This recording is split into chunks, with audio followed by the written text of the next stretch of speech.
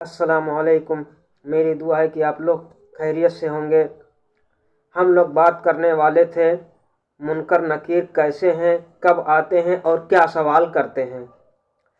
منکر نکیر دو فرشتے زمین چیرتے ہوئے آتے ہیں۔ ان کی شکل بہت ڈراؤنی ہوتی ہے۔ ان کا بدن کالا، آنکھیں نیلی اور کالی، بہت بڑی بڑی، جن سے آگ کی طرح لپٹ نکلتی ہے۔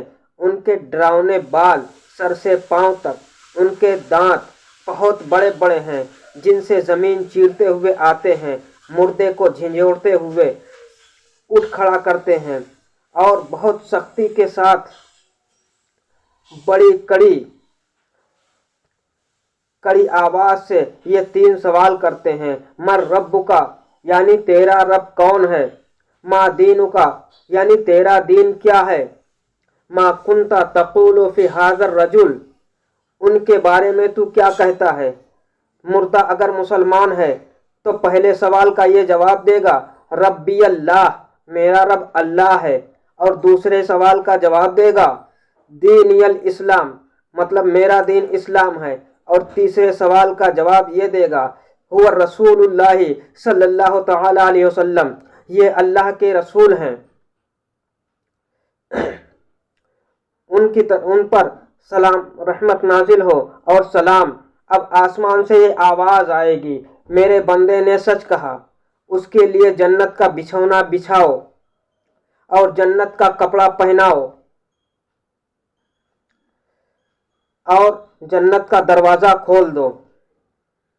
اب جنت کی ٹھنڈی ہوا اور خوشبو آتی رہے گی، اور جہاں تک نگاہ پھیلے گی وہاں تک قبر چوڑی چمکیلی کر دی جائے گی، اور فرشتے کہیں گے سو جیسے دولہا سوتا ہے۔ یہ نیک پرہیزگار مسلمانوں کے لیے ہوگا، گنہگاروں کو ان کے گناہ کے لائق عذاب بھی ہوگا ایک زمانہ تک۔ پھر بزرگوں کی شفاعت سے یا ایصال ثواب و دعا و مغفرت سے یا محض اللہ کی مہربانی سے یہ عذاب اٹھ جائے گا، اور پھر چین ہی چین ہوگا۔ اور اگر مردہ کافر ہے، سوال کا جواب نہ دے سکے گا اور کہے گا ہا لا ادری، افسوس مجھے تو کچھ معلوم ہی نہیں۔ اب ایک پکارنے والا آسمان سے پکارے گا کہ یہ جھوٹا ہے، اس کے لیے آگ کا بچھونا بچھاؤ اور آگ کا کپڑا پہناؤ اور جہنم کا ایک دروازہ کھول دو۔ اس کی گرمی اور لپٹ پہنچے گی، اور عذاب دینے کے لیے دو فرشتے مقرر ہوں گے جو بڑے بڑے ہتھوڑے سے مارتے رہیں گے، اور سانپ بچھو بھی کاٹتی رہیں گی، اور قیامت تک طرح طرح کے عذاب ہوتا رہے گا۔